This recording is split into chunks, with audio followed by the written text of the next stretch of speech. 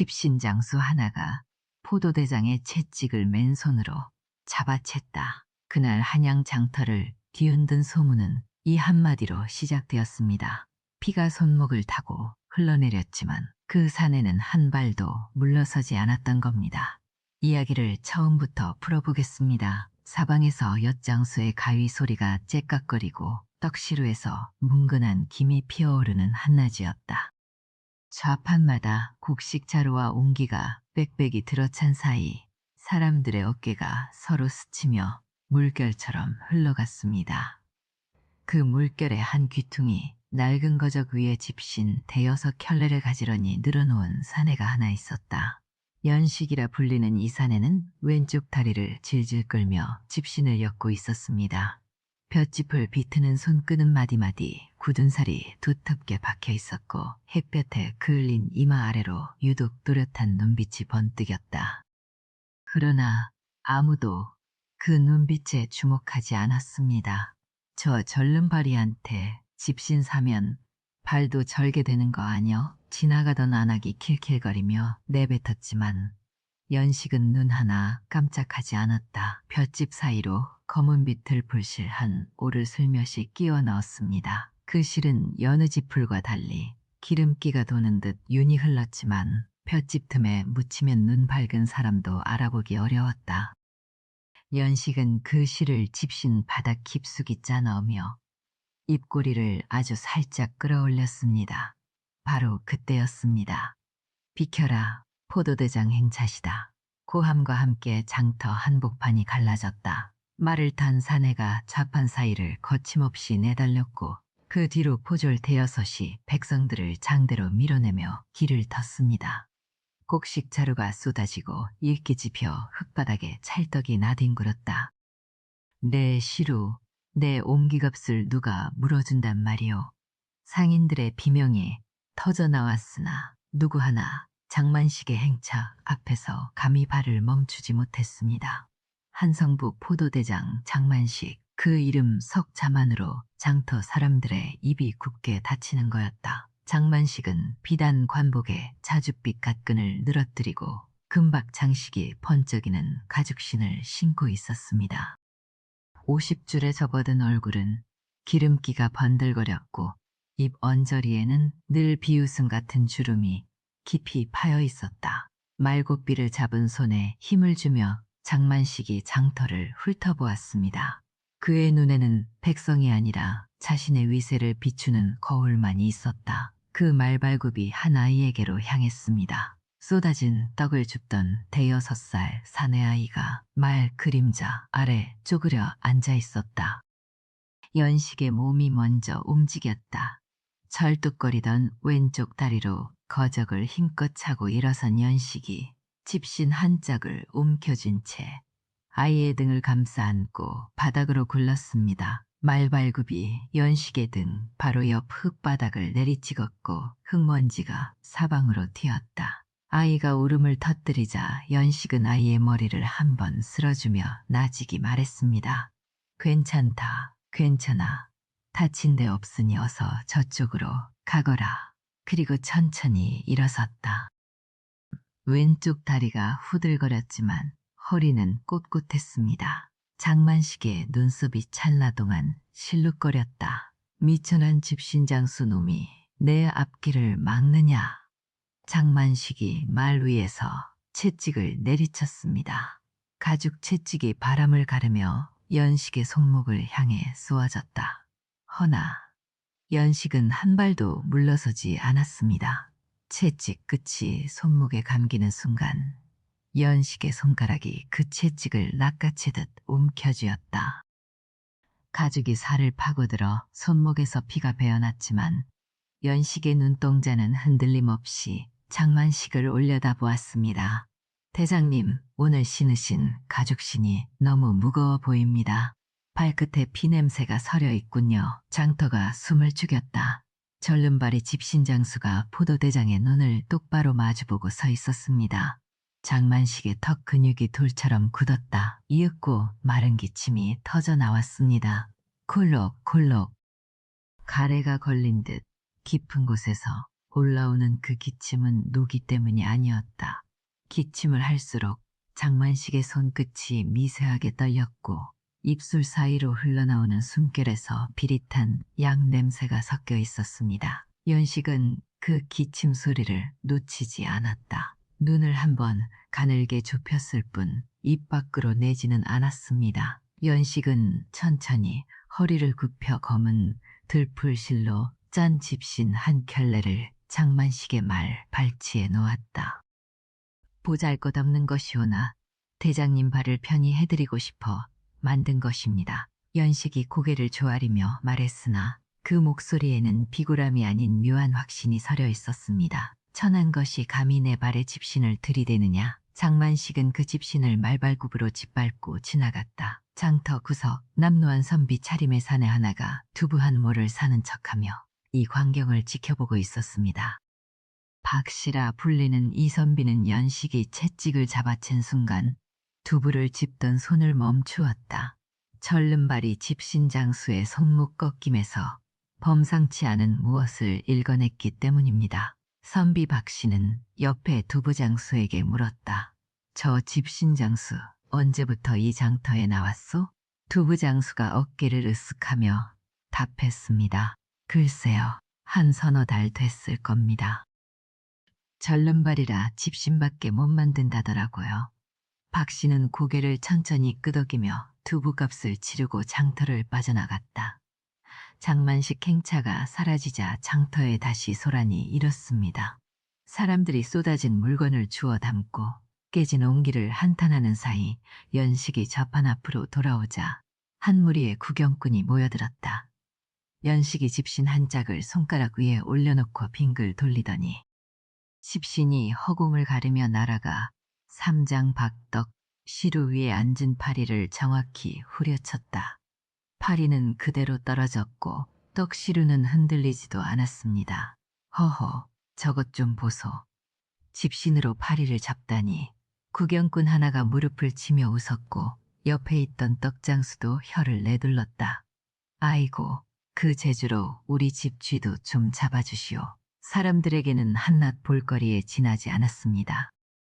허나 장터 어귀에서 두부 보자기를 고쳐 매던 선비 박씨의 눈이 한 번 더 멈추었다. 파리를 때린 것이 대수가 아니었습니다. 집신이 날아간 궤적, 손목의 꺾임, 힘을 놓는 타이밍, 무예를 익힌 사람만이 구사할 수 있는 손목 스냅이었다. 박씨는 보자기 끈을 천천히 조이며 혼잣말을 내뱉었습니다. 집신장수가 아니로군. 저 손목은 활을 당기던 손목이야. 해가 기울어 장터가 파할 무렵이었다. 연식이 남은 집신을 거적에 싸서 등에 지려는데 주막 쪽에서 상인 서넛이 목소리를 낮춰 수군거리는 소리가 귓바퀴를 스쳤습니다. 이번 달에도 이가 붙었다더군. 쌀 한 섬에 2대씩이나 쉿 조심해. 포도청 귀가 장터 곳곳에 박혀 있어. 그 양반이 요새 정승댁에 줄을 대려고 혈안이라더라. 신분 올리려고 관직 하나 더 사겠다고. 그러니 우리 등골을 더 후벼 파겠지. 곡소리가 날 판이야. 연식은 거적을 매던 손을 멈추지 않았다. 고개도 돌리지 않았습니다. 허나 그의 귀는 상인들의 말 한마디 한마디를 남김없이 주워 담고 있었다. 이 수탈이 장만식 개인의 탐욕이 아니라 더 큰 야심을 위한 자금줄이라는 것. 연식은 이미 알고 있었던 것처럼 표정 하나 변하지 않았습니다. 연식은 짓밟힌 집신을 주워 흙을 털었다. 말발굽 자국이 선명하게 박혀 있었습니다. 연식은 그 집신을 버리지 않고 거적 안에 넣었다. 그리고 절뚝거리며 장터를 빠져나가면서 나직이 혼잣말을 내뱉었습니다. 발이 무거우면 고개부터 꺾이는 법이지. 저녁 노을이 한양성곽 위를 붉게 물들이고 있었다. 연식의 그림자가 성문 쪽으로 길게 늘어졌습니다. 절름거리는 걸음이었지만 그 그림자는 이상하리만치 굳었다. 그날 밤 한양 도성 밖 허름한 초막에서 희미한 등잔불이 하나 흔들거렸다. 초막이라 부르기도 민망한 그 움막은 거적으로 벽을 두르고 지프로 지붕을 얹은 것이 전부였습니다. 바람이 불 때마다 거적 틈으로 찬 공기가 스며들어 등잔불을 흔들었고 그 불빛 아래 연식이 무릎을 꿇고 앉아 있었다. 연식의 손에는 작은 송곳이 들려 있었습니다. 그 송곳 끝이 향한 곳은 집신도 볏집도 아닌 늘 짚고 다니는 대나무 지팡이였다. 연식은 지팡이의 마디를 조심스럽게 비틀어 뽑았습니다. 속이 텅 빈 대나무 안쪽으로 얇게 말린 한지가 빽빽이 들어차 있었다. 연식은 새 한지 한 장을 펼치고 붓 끝에 목을 묻혔습니다. 글씨는 깨알같이 작았으나 획 하나하나가 또렷하고 반듯했다. 집신 장수의 손이라기엔 너무도 익숙한 붓놀림이더라. 연식이 나직이 중얼거렸습니다. 2월 열사션날 서소문 박 최씨 포목점. 이 명목으로 비단설은 필징수했으나 장부에는 15필만 기재, 붓을 놓고 먹이 마르기를 기다렸다가 한지를 둘둘 말아 지팡이 속에 밀어넣고 마디를 다시 끼웠다. 지팡이를 한번 탁 바닥에 짚어보았습니다. 아무리 들여다보아도 속에 무언가 들어있다는 흔적은 보이지 않았다.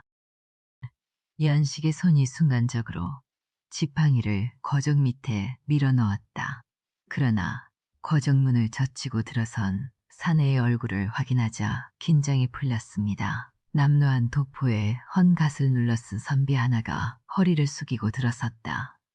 장터에서 군중 속에 섞여 있던 그 선비 박씨라 자칭하는 사내였습니다. 박문수는 자리에 앉자마자 거적 밑에 숨긴 지팡이를 힐끗 보며 단도직입으로 물었다.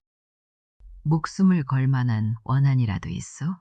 장터에서 포도대장의 채찍을 맨손으로 잡아채는 자가 평범한 집신장수일 리 없지 않소.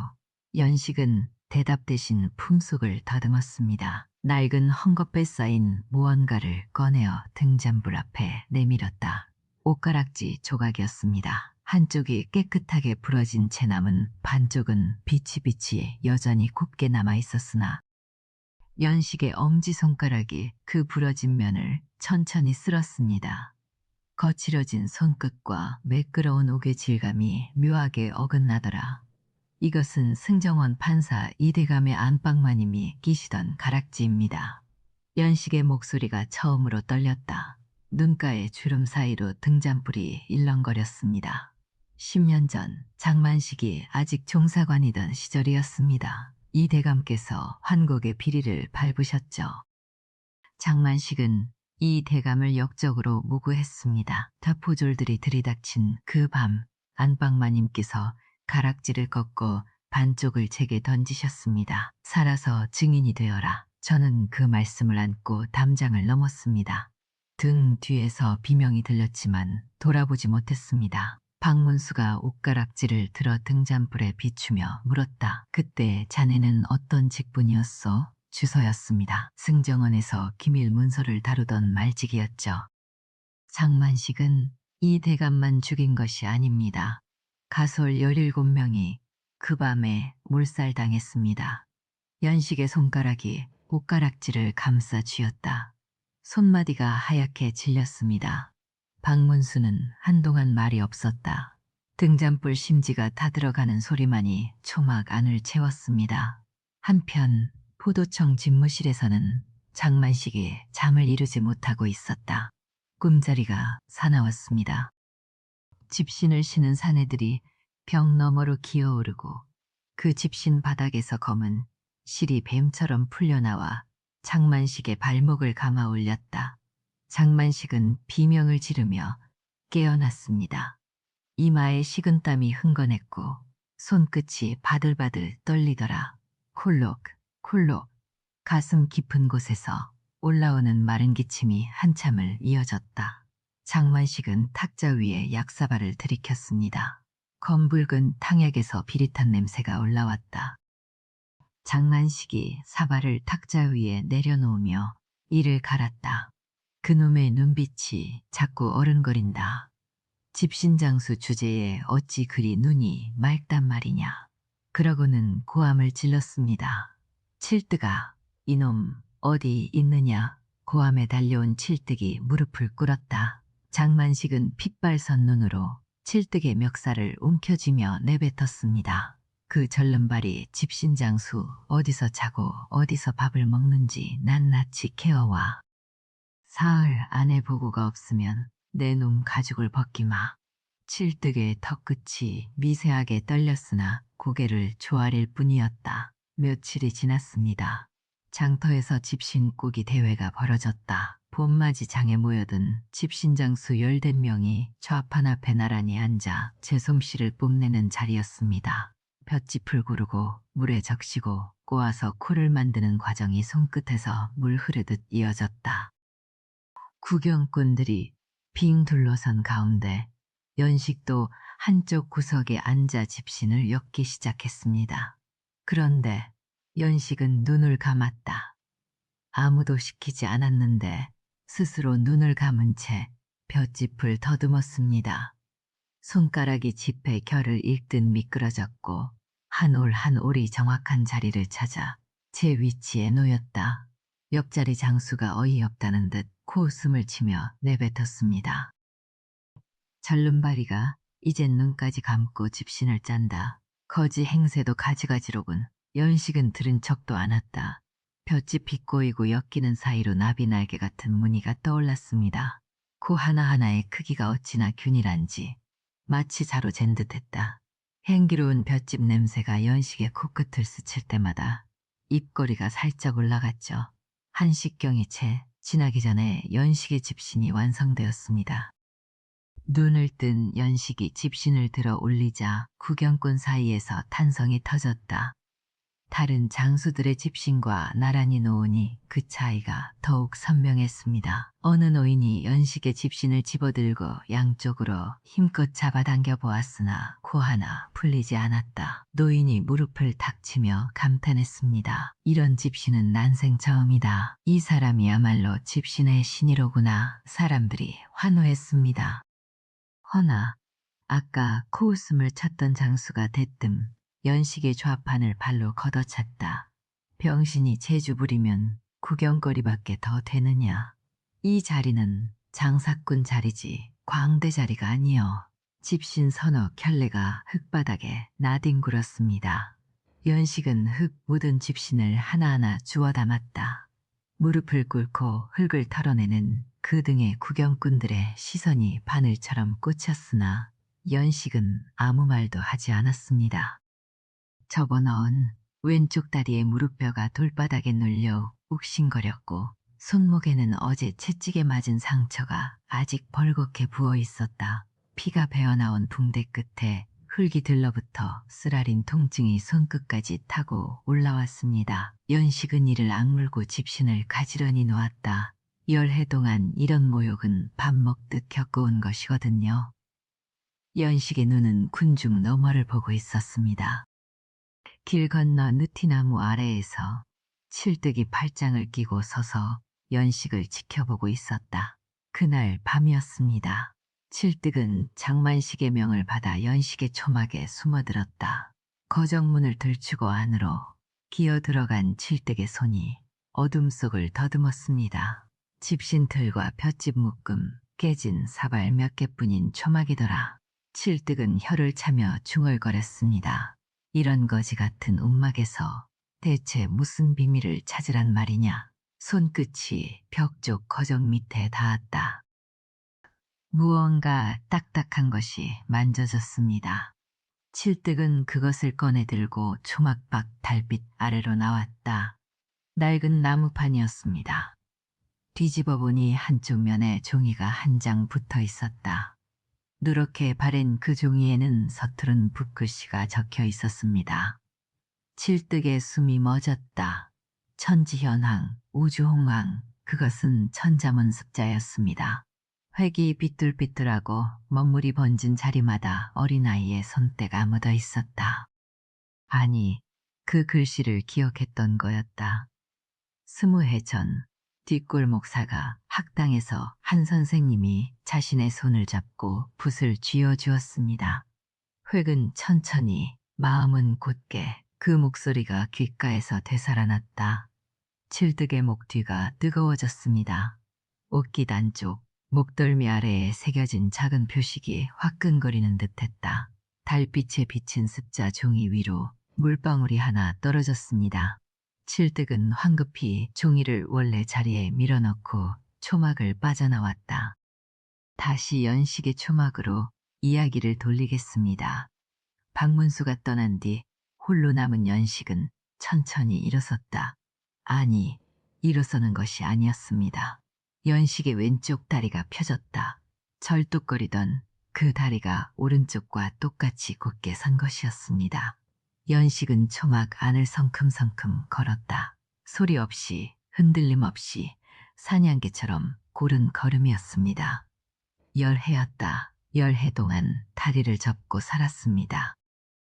장만식의 눈을 피하기 위해 아무도 거들떠보지 않는 절름발이로 살기 위해 매일같이 왼쪽 무릎을 접고 걸었다. 무릎에 박힌 굳은 살이 그 세월의 무게를 말해주고 있었습니다. 연식은 다시 왼쪽 다리를 접었다.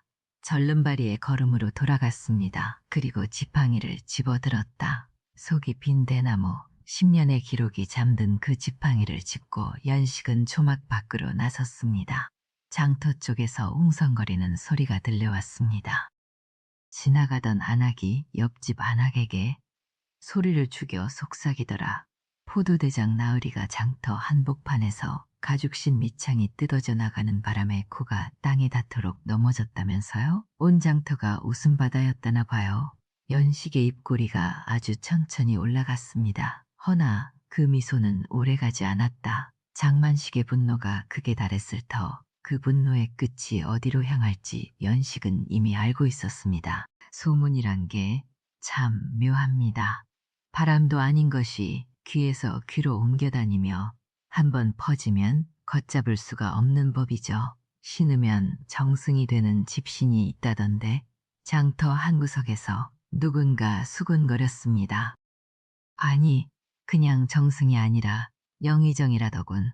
옆자리 떡장수가 눈을 동그랗게 뜨며 맞장구를 쳤고 그 말이 생선 좌판을 거쳐 엿장수 가위소리 사이로 스며들더니 해가 지기도 전에 한양 장터 전체가 그 소문 하나로 들썩거렸습니다.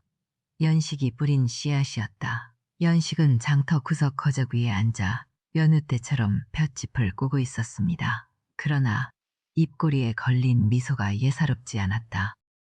소문이 장터를 한 바퀴 돌아 포도청 담장 안까지 스며드는 데는 사흘이면 좋겠습니다. 뭐, 정승이 되는 집신? 장만식은 코웃음을 쳤지만 그날 밤 잠자리에서 3번이나 뒤척였습니다. 신으면 정승이 된다. 관직이 술술 풀린다. 헛소문이라 치부하면서도 어쩐지 뇌리에서 떠나질 않았다. 장만식이란 자는 포도대장이라는 직위에 만족하는 사내가 아니었습니다. 그의 집무실 벽에는 영의정 이하 조정 대신들의 관복을 그린 그림이 걸려 있었고 밤마다 그 그림 앞에서 자신의 각근을 만지작거리며 혼잣말을 중얼거리곤 했죠. 나흘째 되는 새벽이었습니다. 포도청 하인이 숨을 몰아쉬며 달려왔다. 대장님, 앞마당에 집신 한 켤레가 놓여 있습니다. 장만식이 대문을 열고 나가 보니 마당 한복판 도락 위에 집신 한 켤레가 가지런히 놓여 있었습니다.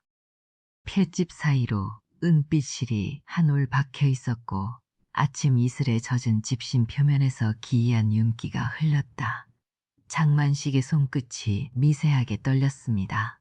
코를 가까이 대자 집 냄새 사이로 향나무 내음이 은근히 배어나왔다. 이것을 누가 가져다 놓았느냐? 아무도 대답하지 못했습니다. 장만식은 집신을 들어 올렸다가 내려놓기를 서너 번 반복했고 결국 자신의 방 안 괴짝 깊숙이 감추어 넣었습니다. 한편 이 집신의 정체를 파헤치라는 명이 떨어진 것은 신복 칠득에게였다. 칠득은 30살 청년이었습니다. 눈매가 매처럼 날카로웠으나 입가에는 늘 묘한 수심이 서려 있었다. 장만식의 오른팔로 불리며 포도청의 굵은 일을 도맡았지만 밤이면 홀로 촛불 아래 앉아 종이에 붓글씨를 쓰곤 했습니다. 아무도 모르는 습관이었죠. 칠득은 장터를 뒤졌습니다. 소문의 근원을 추적하니 모든 길이 한 사람에게로 모였다. 철름발이 집신장수 연식. 칠득은 연식의 초막 근처에 몸을 숨기고 이틀을 지켜보았습니다. 연식이 물을 기르러 우물가에 갔을 때였다. 바람에 연식의 뒷목덜미가 드러났고 칠득의 눈동자가 못 박힌 듯 멈추었습니다. 목 뒤에 작은 표식이 하나 새겨져 있었다. 먹으로 찍은 듯 선명한 매와 한 송이. 칠득은 자신의 목 뒤를 더듬었습니다. 손끝에 똑같은 형태의 돌기가 잡혔다. 그 순간 칠득의 무릎이 꺾이듯 주저앉았습니다. 입술을 꽉 깨물었지만 턱끝이 미세하게 떨리는 것을 막을 수 없었다. 죽은 줄로만 알았던 사람이었습니다. 10년 전 승정원 판사의 사가 학당에서 글과 의리를 가르쳐주던 스승. 장만식의 모함으로 학당이 불타고 스승이 관아에 끌려간 그 밤 이후로 한 번도 소식을 듣지 못했던 사람이 지금 절름발이 집신장수의 얼굴을 하고 살아있었던 겁니다. 칠득은 포도청으로 돌아가는 길 내내 발걸음이 무거웠습니다. 보고드리겠습니다. 장만식의 집무실에 들어선 칠득은 고개를 숙인 채 입을 열었다. 그 집신장수를 이틀간 미행했습니다. 놈은 보통 사람이 아닙니다. 밤마다 하늘을 보며 주문을 외우고 그 주변에는 산짐승들이 가까이 오질 못합니다. 장만식의 눈썹이 찌푸려졌다. 제장님, 그 장수는 도인이 분명합니다. 함부로 잡아들이면 오히려 화를 입으실 겁니다. 거짓 보고였습니다. 칠득의 손바닥에 땀이 배어났지만 목소리는 흔들리지 않았다. 그 무렵 연식의 초막에는 밤마다 손님이 찾아들었습니다. 등짐을 진 보부상들이었죠. 남쪽에서 올라온 사내가 품 안에서 기름종이에 싼 문서 하나를 꺼냈습니다. 형님, 전라도 수탈 경로입니다. 장만식이 각 구울 이방들에게 거둬들인 뇌물이 어디로 흘러가는지 다 표시해 놨습니다.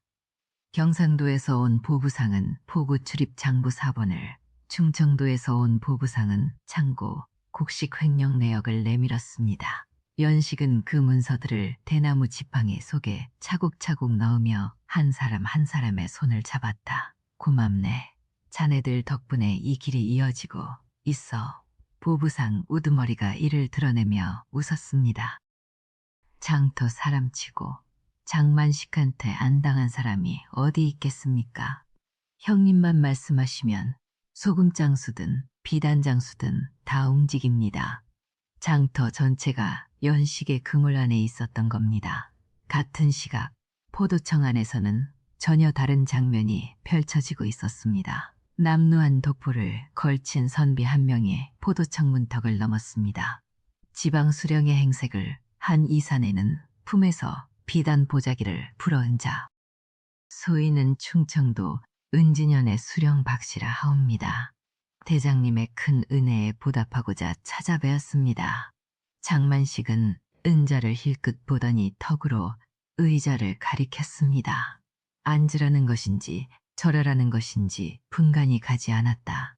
박씨 선비가 허리를 굽혀 앉자 장만식은 부채를 펴며 느릿하게 말했습니다.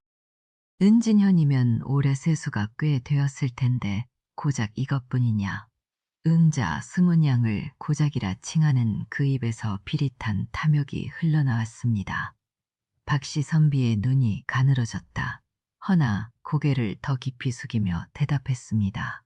다음에는 2배로 마련해 오겠습니다.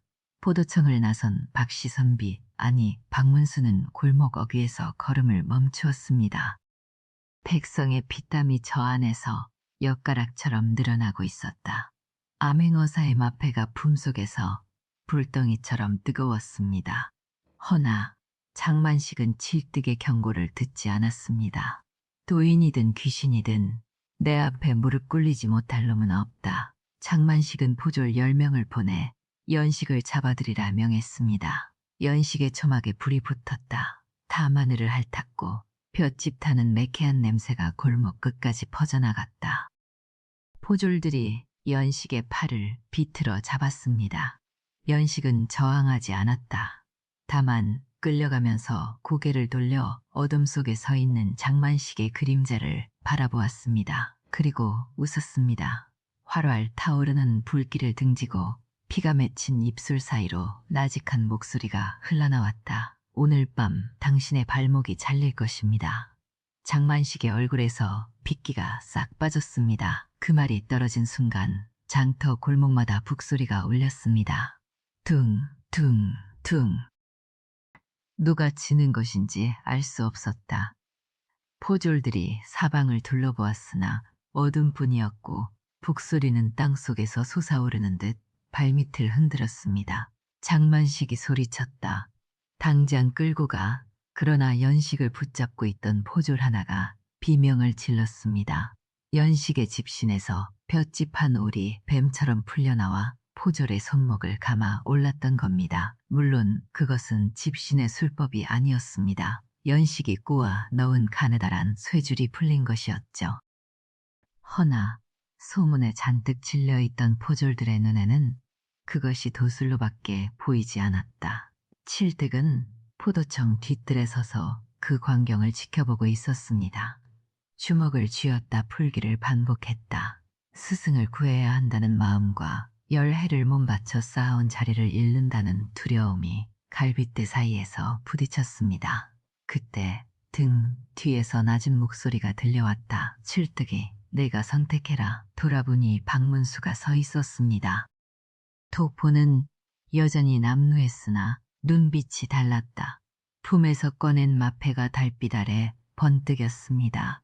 나는 암행어사 박문수다. 내 스승이 모은 증거와 내 직인이 합쳐지면 장만식은 끝이다. 허나 내 증언이 없으면 모두 헛일이야. 칠득의 눈에 물기가 돌았습니다. 10년간 삼킨 말들이 목 안에서 뜨겁게 치밀어 올랐다. 칠득은 허리춤에서 포도청 패를 뽑아 땅바닥에 내려놓았습니다. 솥조각이 돌 위에 부딪히며 맑은 소리를 냈다.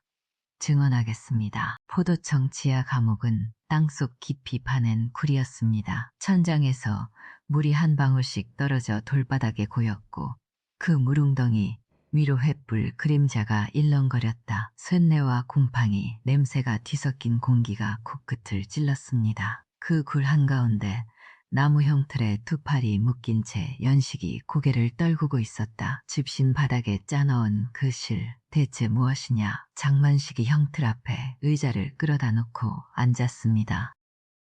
손에는 가죽 채찍 대신 가느다란 대꼬챙이가 들려 있었다. 포졸 하나가 연식의 등에 물을 끼얹자 장만식이 그 대꼬챙이로 연식의 어깨를 천천히 눌렀습니다. 살이 찢어지는 소리는 나지 않았으나 연식의 손가락이 형틀 나무를 움켜쥐며 하얗게 질렸다. 이를 악문 입술 사이로 숨이 새어나왔지만 비명은 끝내 터지지 않았습니다. 입이 무겁구나. 좋다. 시간은 충분하니. 장만식이 대꼬챙이를 거두고 손짓하자 포졸이 군장을 들었습니다. 첫 대가 허벅지를 내리쳤을 때 연식의 몸이 활처럼 휘었고 두 번째 대가 등을 갈랐을 때 입에서 피가 섞인 침이 흘러내렸다. 세 번째, 네 번째, 연식의 등에서 땀인지 피인지 모를 것이 형틀 아래로 뚝뚝 떨어졌습니다. 돌바닥에 번지는 붉은 자국 위로 횃불 빛이 흔들렸다. 그때 장만식의 목구멍에서 마른 기침이 터져나왔습니다. 콜록, 콜록, 가래가 걸린 듯 깊은 곳에서 올라오는 기침이었다. 장만식은 소매로 입을 가렸지만 소매자락을 적시는 것이 침만은 아니었습니다. 희끄무레한 거품 사이로 실핏줄 같은 붉은 기가 얼비쳤다. 장만식은 황급히 소매를 접어 감추었으나 고개를 떨군 채 피투성이가 된 연식에 놓치지 않았습니다. 대장님, 요즘 기침이 부쩍 잦으시지요. 장만식의 눈썹이 찰나동안 실룩거렸습니다. 그 보약, 매일 드시는 그 녹용탕약 말입니다. 비상이 섞여 있다는 걸 아십니까? 허튼 소리를 장만식이 벌떡 일어섰습니다. 허나 연식은 형틀에 묶인 채로도 눈빛 하나 흔들리지 않았다. 발끝이 저리고 손끝에 힘이 빠지고 밤마다 가슴이 답답하여 잠을 이루지 못하시지요. 집신의 저주가 아닙니다. 당신의 몸이 안에서부터 썩어가고 있는 겁니다.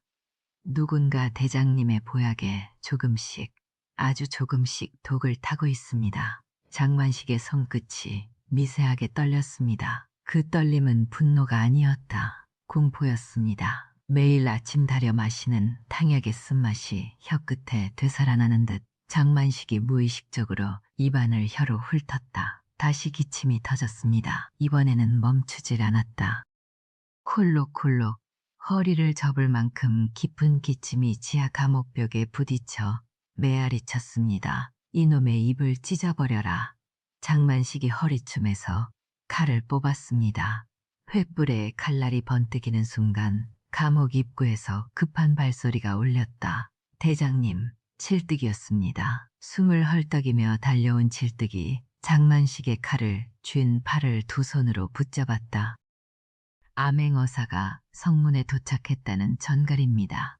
장만식의 칼끝이 연식의 목 한 뼘 앞에서 멈추었습니다.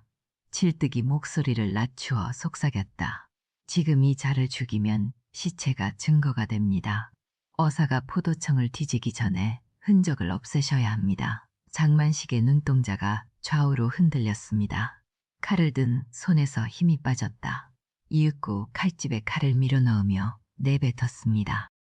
흔적 하나 남기지 마라. 장만식이 기침을 참으며 계단을 올라가자 칠득은 포졸들을 향해 손을 저었습니다. 내가 처리하겠다. 밖에서 기다려라. 포졸들이 물러나고 둘만 남았습니다. 칠득이 연식의 형틀 매듭을 풀기 시작했다. 손이 떨리고 있었습니다. 스승님, 연식이 고개를 들었습니다. 칠득의 목 뒤 깃 아래로 살짝 드러난 작은 문신이 횃불빛에 비쳤다. 연식의 입꼬리가 아주 미세하게 올라갔습니다. 열쇠는 어디 있느냐? 포졸이 가져갔습니다. 허나 괜찮습니다. 칠득이 구석을 가리켰습니다. 감옥 한쪽 구석, 연식이 사흘 동안 집신 부스러기를 뜯어 먹여온 쥐 5마리가 옹기종기 모여 있었다. 연식이 손가락을 2번 튕기자 쥐들이 일제히 감옥벽 틈새로 스르르 빠져나갔습니다. 잠시 후 복도 저편에서 포졸의 비명이 터졌다. 쥐다. 쥐가 옷 속으로 쇳소리가 쨍그랑 울리며 열쇠 꾸러미가 바닥에 떨어지는 소리가 들렸습니다. 칠득이 재빠르게 복도로 나가 열쇠를 집어들고 돌아왔다. 연식의 족쇄가 풀렸습니다. 미리 준비한 시신은 있느냐? 어제 옥사한 죄수의 시신을 빼돌려 두었습니다. 체구가 비슷합니다. 칠득은 시신에 연식에 찢어진 저고리를 입히고 집더미를 쌓아 올렸습니다. 불을 붙이자 시커먼 연기가 지하 감옥을 가득 채웠다. 연식은 칠득이 마련한 짧은 통로를 따라 개천 쪽으로 빠져나갔습니다. 등에서 피가 흘렀지만 걸음은 전혀 절뚝거리지 않았다. 한편 같은 시각 한양 외곽의 허름한 주막 다락방에서는 전혀 다른 풍경이 펼쳐지고 있었습니다. 박문수가 벽에 걸어둔 남루한 선비 행색의 두루마기를 벗기고 있었다. 나무 괴짝을 열자 곱게 접힌 어사복이 모습을 드러냈습니다. 자줏빛 비단 위에 금실로 수놓은 봉황 문양이 촛불에 은은하게 빛났다. 박문수는 관복을 한 겹 한 겹 펼치며 주름을 다듬었습니다. 이윽고 품속에서 마패를 꺼냈다. 마른 수건으로 마패의 먼지를 닦아내는 손끝이 느리고 정중했습니다. 말세필이 새겨진 동패 위로 촛불이 반사되자 박문수의 눈에 서늘한 빛이 서렸다. 더 이상 선비 박씨가 아니었다. 어깨를 펴고 문을 열어젖히는 그 뒷모습에서 칼바람 같은 기세가 뿜어져 나왔습니다. 포도청에서는 지하 감옥에 불길이 잡히고 있었습니다. 장만식이 칠뜨기 보고를 받았다. 시신은 알아볼 수 없을 만큼 탔습니다. 장만식은 고개를 끄덕이며 비로소 어깨에 힘을 풀었습니다. 그 절름발이 집신장수는 이 세상에서 사라진 것이다. 이제 어사가 와도 두려울 것이 없었다. 장만식은 안도의 숨을 내쉬며 자리에서 일어서려 했습니다. 허나 발이 움직이지 않았다. 발바닥에서 시작된 저림이 종아리를 타고 올라오고 있었습니다. 장만식이 고개를 숙여 자신의 발을 내려다보았다. 양쪽 발바닥이 시뻘겋게 달아올라 있었습니다. 연식의 말이 귓속에서 메아리 쳤다. 당신의 죄가 몸을 갉아먹고 있습니다. 장만식의 무릎이 꺾이며 마룻바닥에 주저앉았습니다. 대장님, 칠뜨기 놀란 척 달려들었습니다. 그러나 부축하는 손에 힘을 실을 때 칠뜨기의 눈은 장만식의 얼굴빛을 살피고 있었다. 누렇게 뜬 눈자위, 잇몸에 번진 검붉은 반점, 틀림없었습니다. 괜찮다. 잠깐 다리에 쥐가 난 것뿐이야. 장만식이 칠뜨기의 팔을 뿌리치고 일어섰으나 세 걸음을 채 떼지 못하고 기둥의 어깨를 기대야 했습니다. 이마에 식은땀이 송골송골 맺혔다. 칠뜨기, 탁자 위에 당약 사발을 집어 내밀었습니다. 약이라도 한 모금 드십시오. 장만식의 손이 사발을 향해 뻗다가 멈추었습니다. 연식의 목소리가 머릿속을 파고들었다. 보약의 독을 탄다. 장만식의 눈이 사발 속 검붉은 액체를 뚫어지게 응시했습니다. 코끝에 닿는 쓴 향이 갑자기 낯설었다. 매일 마시던 그 탕약이 오늘따라 입에 대기가 두려웠습니다. 누가 이걸 다렸느냐? 늘 하던 대로 이방대기 다렸습니다.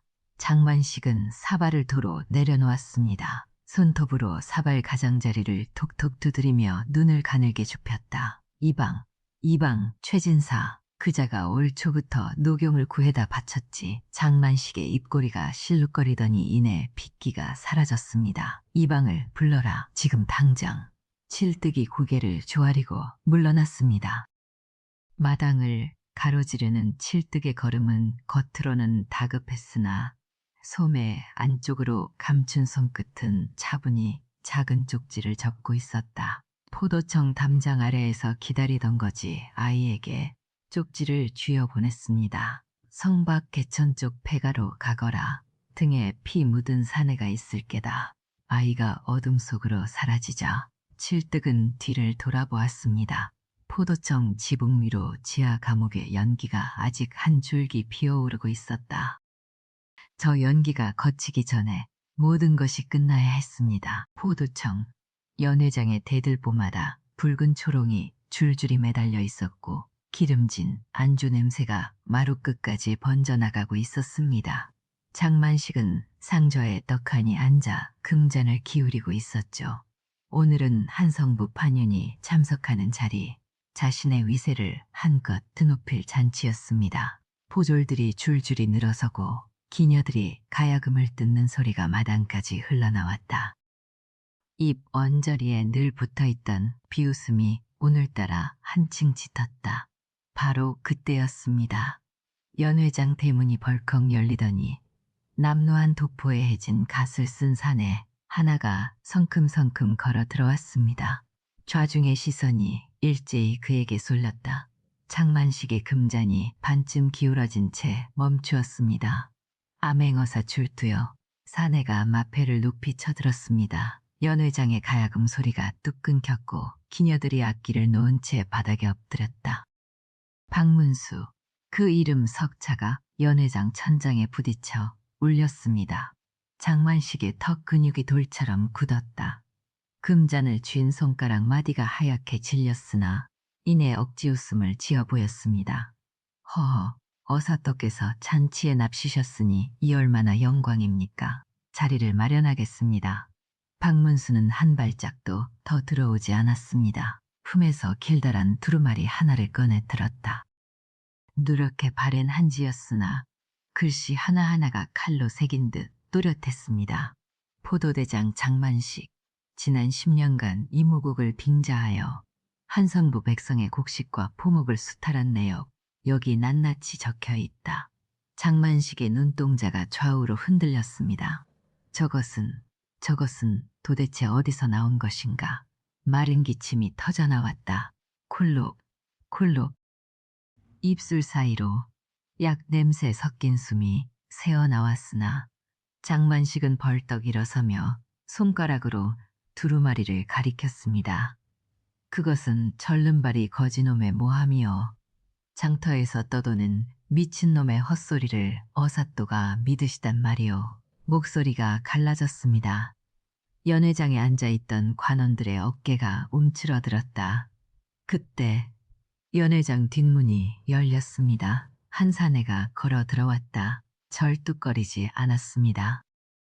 두 다리로 반듯하게 허리를 고추 세우고 마치 승정원 복도를 걷던 그 시절처럼 당당한 걸음이었습니다. 연식이었다. 장만식의 얼굴에서 핏기가 빠져나갔습니다. 분명 포도청 지하 감옥에서 반쯤 죽어나간 놈이 멀쩡하게, 아니 그보다 더 또렷한 눈빛으로 자신을 마주보고 서 있었다. 연식은 품에서 무언가를 꺼냈습니다. 손바닥 위에 놓인 것은 반쪽짜리 옷가락지. 한때 푸르렀을 빛깔이 세월의 발에 우윳빛으로 변한 조각이었다.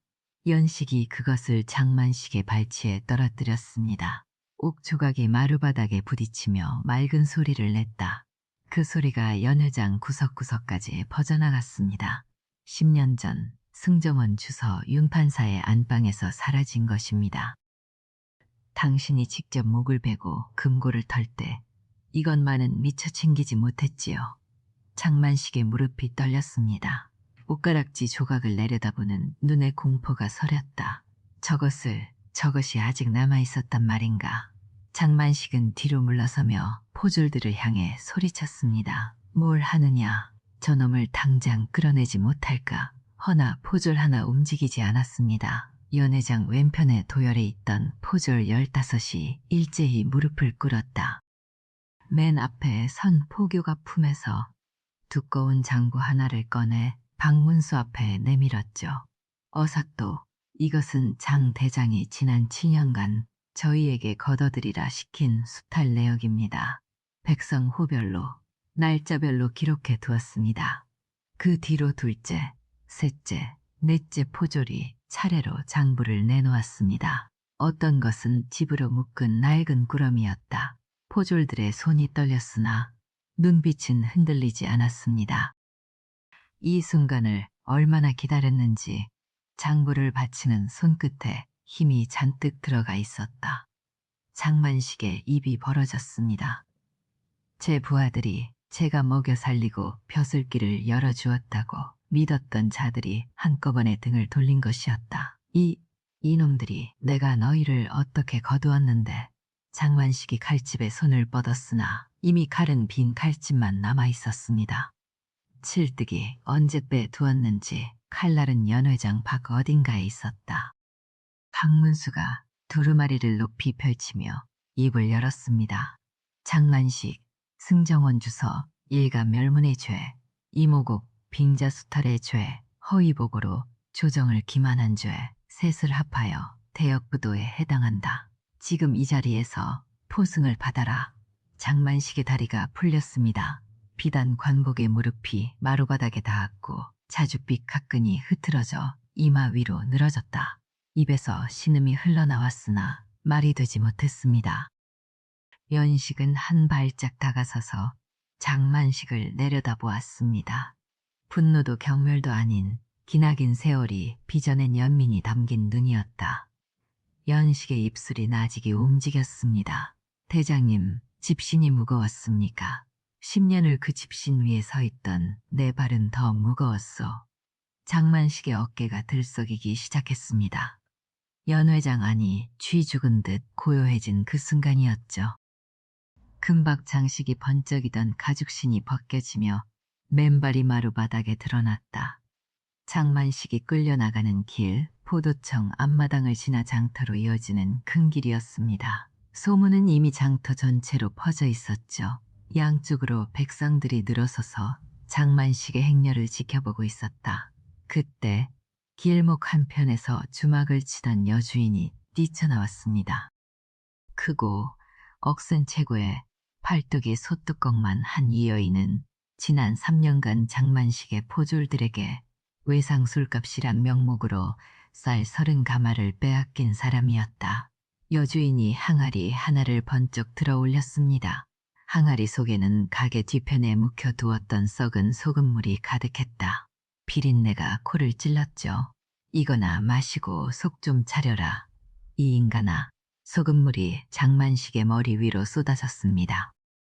짠 물이 눈에 들어가 장만식이 비명을 질렀고 비단 관복이 누렇게 얼룩졌다. 여주인은 빈 항아리를 땅에 내려놓으며 허리에 손을 얹고 소리쳤습니다.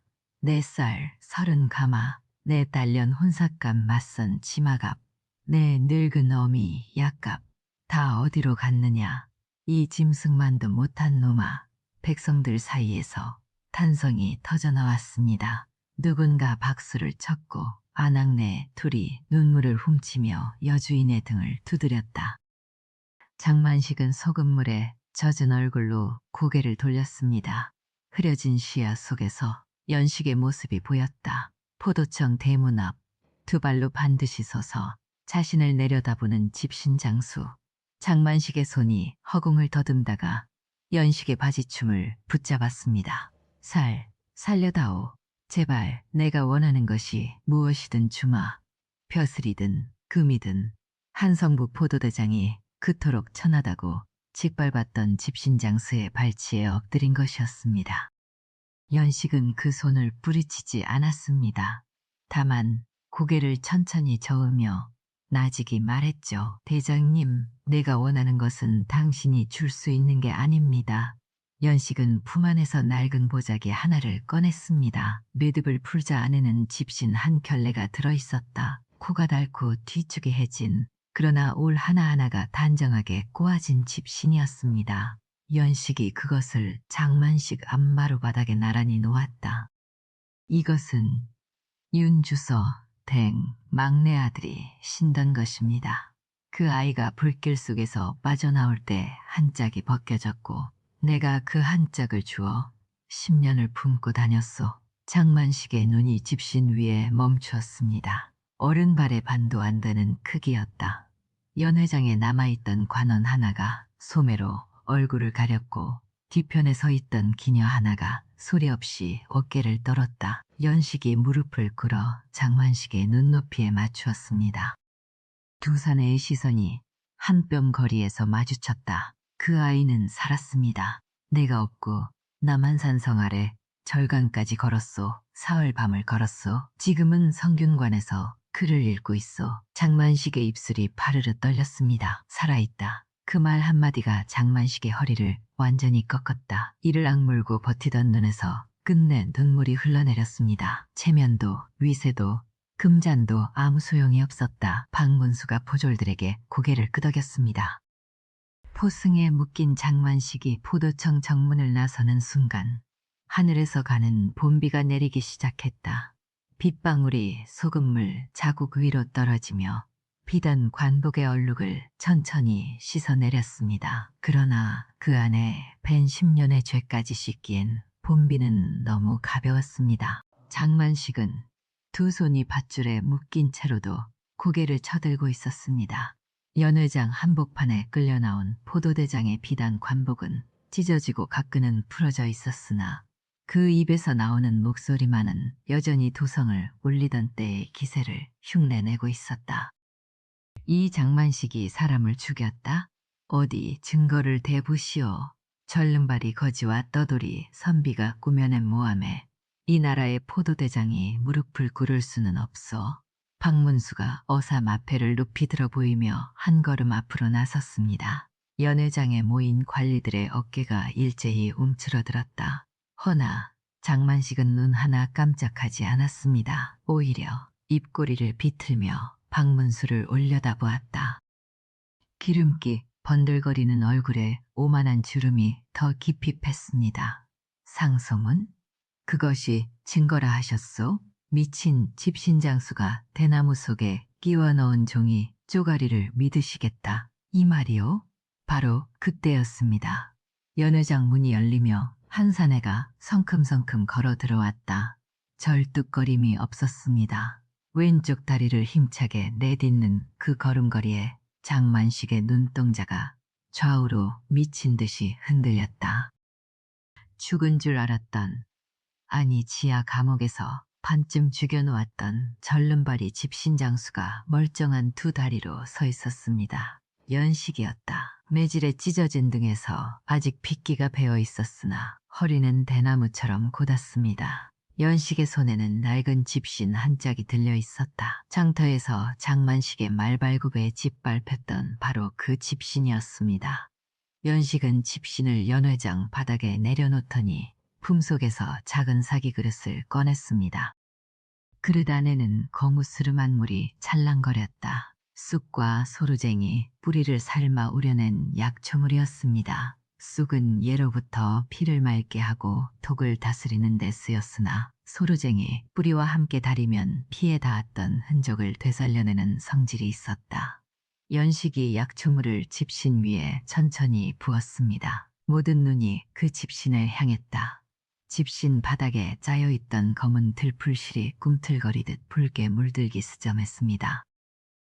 그 붉은 빛은 볏짚 사이를 타고 번져나가더니 말발굽 모양, 아니 사람의 발바닥 모양으로 선명하게 드러났다. 장만식의 가죽신 밑창에 묻어있던 핏자국이 그대로 집신 위에 찍혀 있었던 겁니다. 연식이 입을 열었습니다. 이 실은 피에 닿으면 반응하도록 짜인 것입니다. 대장님의 집무실 밑바닥 그 두꺼운 마루판 아래에는 당신이 모함하여 죽인 이들의 피가 아직도 스며 있습니다. 당신은 그 위를 매일 밟고 다녔고 그 피가 가죽신 밑창에 베어들었던 것이지요. 장만식의 얼굴에서 핏기가 싹 빠졌습니다. 그가 자신의 발을 내려다보았다. 관리들의 시선도 따라 내려갔다. 맨발이 드러난 장만식의 발바닥에는 오랜 세월 핏물을 밟아온 자의 흔적처럼 검붉은 빛이 얼룩져 있었습니다. 장만식의 무릎이 꺾이며 바닥에 주저앉았다. 그 입에서 칼에 섞인 마른 기침이 연달아 터져나왔고 눈알이 뒤집히며 의식을 잃었습니다. 허나 이것이 끝이 아니었습니다. 박문수가 증인을 들이시오 하고 소리치자 장만식의 신복 칠득이 연회장 안으로 걸어 들어왔다. 칠득은 장만식의 앞에 무릎을 꿇더니 뒷목의 옷깃을 스스로 젖혔습니다. 목 뒤에 새겨진 작은 표식이 드러났다. 먹으로 새긴 대나무 한 줄기, 연식의 사가 학당에서 제자들에게 새겨주던 바로 그 문신이었습니다. 관리들 사이에서 술렁임이 파도처럼 번졌다. 칠득이 이마를 바닥에 대고 말했습니다. 소인은 열해 전 스승님의 명을 받아 이 자의 곁에 잠입하였습니다. 장만식이 승정원 판사를 모함하여 죽이고 그 가문의 재산을 빼앗은 증거를 모두 소인이 직접 보았습니다. 곡식 장부의 이수탈 내역, 뇌물 수수 기록, 살인 지시 서찰 모두 소인의 손을 거쳐갔습니다. 칠득의 목소리는 떨렸으나 또렷했습니다. 10년을 적의 품에서 숨죽이며 버텨온 사내의 목소리였다. 연식이 칠득의 어깨를 한번 짚었습니다. 스승과 제자 사이에 말은 필요 없었다. 칠득의 턱끝이 미세하게 떨렸고 연식의 눈가에 주름이 깊어졌습니다. 한성부, 포도대장 장만식, 직권을 남용하여 백성의 곡식을 수탈하고 무고한 이를 살해한 죄로 관직을 삭탈하고 극변에 유배를 명한다. 그 순간 포도청 뒤편 창고의 문이 열렸습니다. 박문수의 명을 받은 관리들이 창고 안에서 곡식 자루를 쏟아냈다. 장만식이 이 관행으로 백성들에게서 긁어모은 쌀이었습니다. 자루가 하나, 둘, 셋, 연회장 마당을 가득 메웠다. 장터에서 소식을 듣고 몰려든 백성들의 눈이 휘둥그레졌습니다. 저게 전부 우리한테서 빼앗은 거란 말이오? 한 노인이 무릎을 치며 외쳤다. 관리가 곡식 자루의 봉인을 뜯자 하얀 쌀이 쏟아져 내렸습니다. 아낙네들이 치마폭을 펼쳐 쌀을 받았고 아이들이 환호하며 뛰어다녔다. 누군가가 연식이요. 집신장수 연식이가 해낸 거요. 하고 그 이름이 입에서 입으로 담장을 넘고 골목을 타고 퍼져나갔다. 장터 전체가 들끓었습니다. 소란이 가라앉은 뒤 박문수가 연식에게 다가왔습니다. 어사의 손에는 자신이 늘 들고 다니던 비단 부채가 들려 있었다. 접힌 부채 위에 금실로 수놓은 매화가지가 달빛에 은은히 빛났습니다. 박문수가 부채를 연식의 손에 쥐어주며 말했다. 탐과 놀이를 잡고 억울함을 풀어주는 것이 어사의 소임이라 여겨왔는데 그대의 집신 한 켤레가 어떤 법전보다 정의롭구려. 이 부채를 드리겠소. 앞으로 더운 날 집신을 엮을 때 바람이라도 쐬시오. 연식이 부채를 받아들고 펼쳐보았습니다. 부채살 사이로 스며든 바람이 매질 자국이 남은 등을 스쳤다. 연식의 입꼬리가 아주 살짝 올라갔습니다. 어사또 이 부채가 집신보다 값이 나가겠습니다만 집신이 더 쓸모가 있을 겁니다. 부채는 바람만 일으키지만 집신은 사람을 어디로든 데려가니까요. 박문수가 허허 웃음을 터뜨렸습니다. 그 웃음소리가 연회장을 가득 채웠다. 장만식은 죄인 수레에 실려 도성 밖으로 끌려나갔습니다. 한때 포도대장의 행차에 갈라졌던 그 장터길을 이번에는 백성들의 야유 속에서 지나갔다. 연식은 장만식이 사라지는 길목을 한참 바라보다가 집신 보따리를 어깨에 걸쳤습니다. 그리고 걸었다. 더 이상 다리를 절지 않았습니다. 그날 저녁 연식은 장터 어귀의 주막에 앉아 있었습니다. 주모가 막걸리 사발을 내밀었으나 연식은 손을 저었다. 대신 품에서 집 한 줌을 꺼내 무릎 위에 펼쳤습니다. 손가락이 저절로 움직였다. 고고, 엮고, 당기고. 주막 안의 사람들이 하나둘 고개를 돌려 그 손놀림을 구경했으나 연식은 아랑곳하지 않았습니다. 집신 한 짝이 완성될 무렵 주막 문 앞에 작은 그림자가 드리웠다. 코 흘리게 사내 아이였다. 맨발이었습니다. 발가락 사이에 진흙이 끼어 있고 발 뒤꿈치가 갈라져 있었다. 연식이 방금 엮은 집신을 아이 앞에 내려놓았습니다. 신어보거라. 아이가 집신에 발을 넣더니 눈이 동그래졌다. 아저씨, 딱 맞아요. 연식이 고개를 끄덕이며 남은 짚을 집어들었다. 한 짝이 더 필요했다. 아이는 한쪽 발만 집신을 신은 채로 쪼그려 앉아 연식의 손을 빤히 들여다보았습니다. 아저씨는 왜 집신을 만들어요? 연식의 손이 멈추지 않았습니다. 신이 없으면 걸을 수가 없으니까. 아저씨는 아까 맨발로도 잘 걸었잖아요. 연식의 손끝이 잠깐 멈칫했다가 다시 움직였습니다. 그건 맨발로 걸어야 했으니까 걸은 거고 집신이 있으면 더 먼 데까지 갈 수 있는 거란다. 두 번째 짝이 완성되었습니다. 아이가 양쪽 발에 집신을 신고 주막마당을 뛰어다녔다. 흙먼지가 일었고 아이의 웃음소리가 어둑해진 장터에 퍼졌습니다. 주모가 팔짱을 끼며 혀를 찼다. 그 솜씨면 비단신도 만들겠네. 집신이 아깝구먼. 연식이 남은 짚을 털며 일어섰습니다.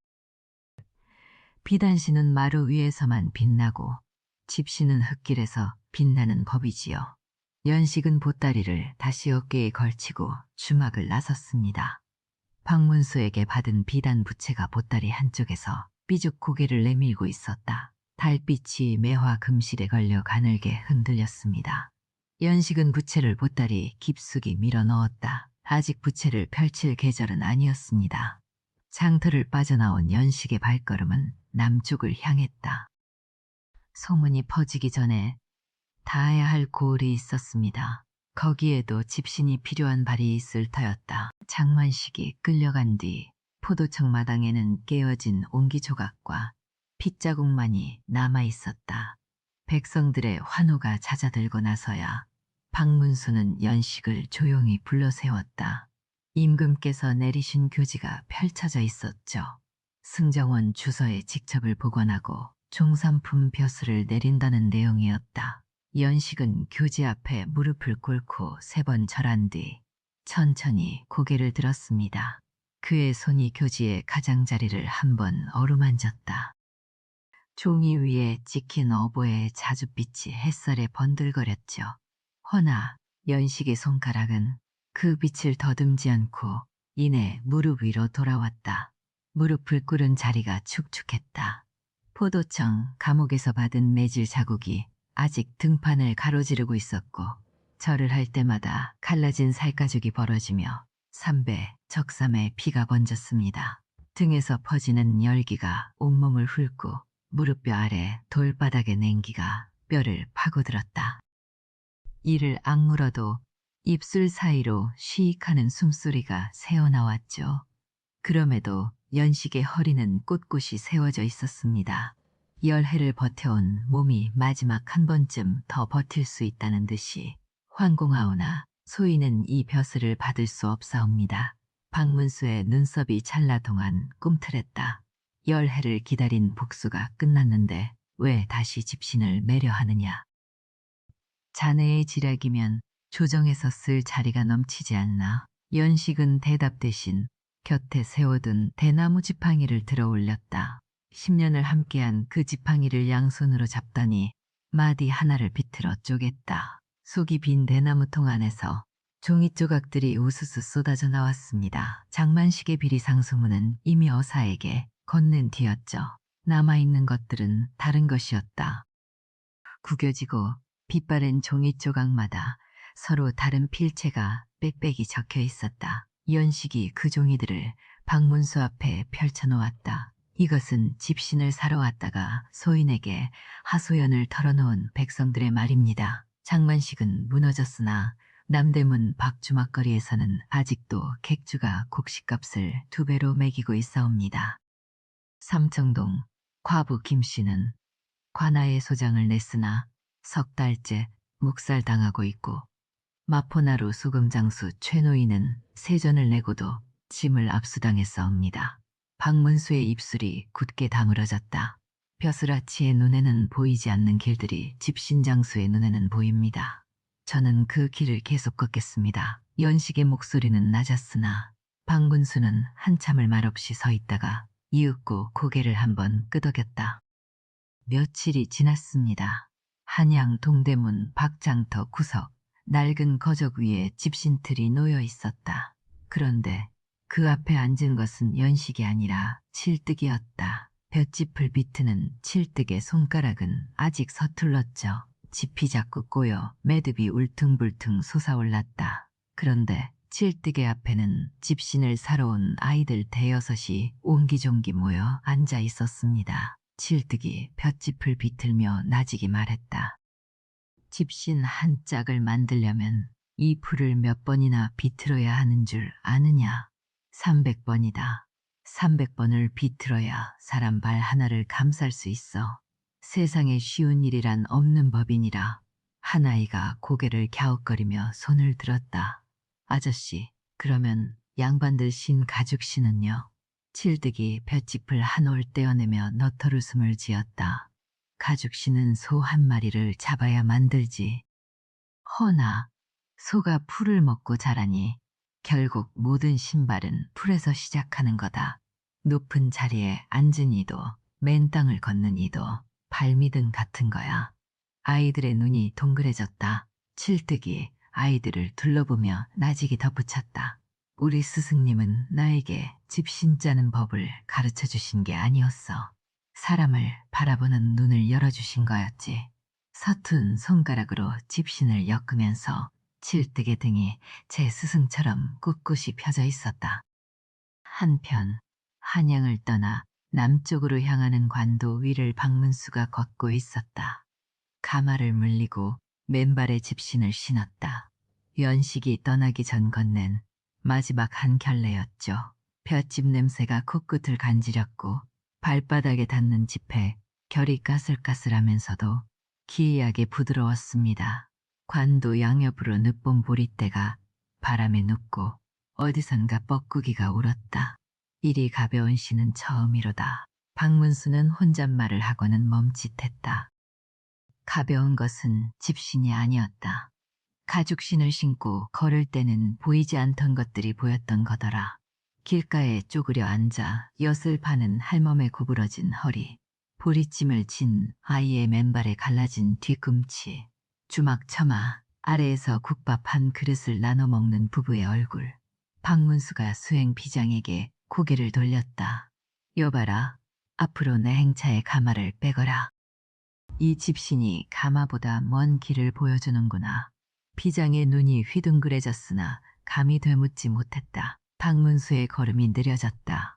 이제야 알겠구나. 박문수가 나직이 중얼거렸다. 저 사내가 왜 벼슬 대신 이 흙길을 택했는지를. 발바닥으로 전해오는 흙길의 온기가 한 발 한 발 그 깨달음을 증명하듯 스며들었다. 그 무렵 연식은 이미 도성을 벗어나 어디론가 사라진 뒤였다. 허나 걸음을 옮길 때마다 고문의 흔적이 몸을 짓눌렀습니다.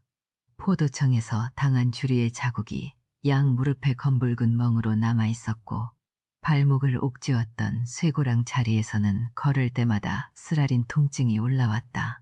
땀이 등판의 상처에 스며들 때면 소금을 뿌린 듯한 자결감이 등줄기를 타고 번졌죠. 허리를 한번 펼 때마다 갈비뼈 사이로 둔탁한 옥신거림이 퍼졌고 숨을 깊이 들이마시면 부러진 갈빗대가 배를 찌르는 듯했습니다. 그래도 연식은 멈추지 않았다. 다만 동대문 밖 장터에는 이상한 소문이 하나 돌기 시작했습니다. 집신 한 켤레를 사면 억울한 일을 풀어준다는 장수가 있다더라. 절름발이인데 눈빛이 별처럼 맑다더라. 소문은 남대문을 넘고 마포나루를 건너고 수원 장터까지 퍼져나갔다.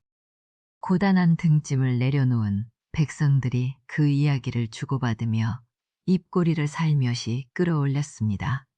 연식은 석양을 등지고 다시 길을 떠났다.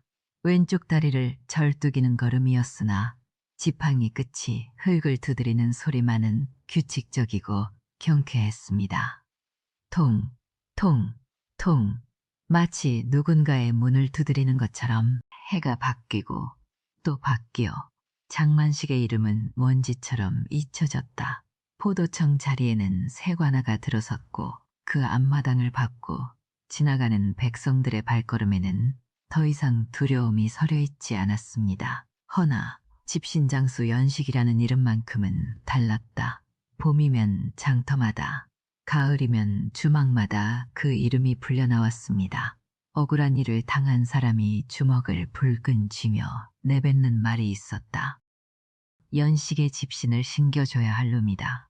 그 한마디면 포도청보다 무서운 벌이 따라붙는다 믿었으니 이름 석자가 곧 법이 된 셈이었습니다. 수십 년이 흘렀다. 한양 서문 밖 장터에 늙은 이야기꾼이 하나 앉아 있었습니다. 낡은 부채를 펄럭이며 침을 튀기고 손짓 발짓을 섞어가며 사람들의 귀를 잡아끄는 사내였다. 거적 위에 둘러앉은 청중이 30은 넘었습니다. 엿장수는 가위질을 멈추었고 떡 파는 안악은 시루 뚜껑을 덮은 채 입을 벌리고 있었다. 이야기꾼의 목소리가 장터의 소음을 뚫고 울려 퍼졌습니다. 그래서 말입니다. 연식이라는 사내는 벼슬도 금은보화도 마다하고 다시 집신을 메고 길을 나섰다 합니다. 한쪽 다리를 절며 걸어가는 뒷모습을 박문수 어사또가 한참이나 바라보았다 하지요. 청중 사이에서 훌쩍이는 소리가 새어나왔다. 이야기꾼이 부채를 탁 내리며 목소리를 낮추었습니다. 허나 여러분, 그 사내가 처음부터 당당했을 것이라 생각하시오. 천만의 말씀이지요. 이야기꾼의 눈이 먼 곳을 응시했다. 포도청 지하 감옥에서 끌려 나오던 날 연식의 등판은 매질에 찢겨 살점이 너덜너덜했다 합니다. 차가운 돌바닥에 엎드린 채 온몸이 부들부들 떨렸고 집신을 꼬던 그 단단한 손가락마저 힘을 잃어 쥐어도 쥐어지지 않았다더군요. 등에서 흘러내린 피가 돌 틈새를 타고 흘러 발 뒤꿈치까지 적셨는데 그 피가 차갑게 굳으며 살갗에 달라붙는 느낌이 칼로 긁는 것보다 더했다 합니다.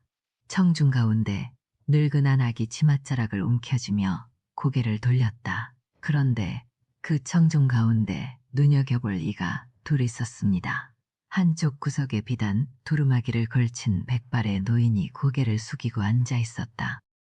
목 뒤에 깃 사이로 작은 문신이 살짝 드러나 있었으나 아무도 그것에 눈길을 주지 않았습니다.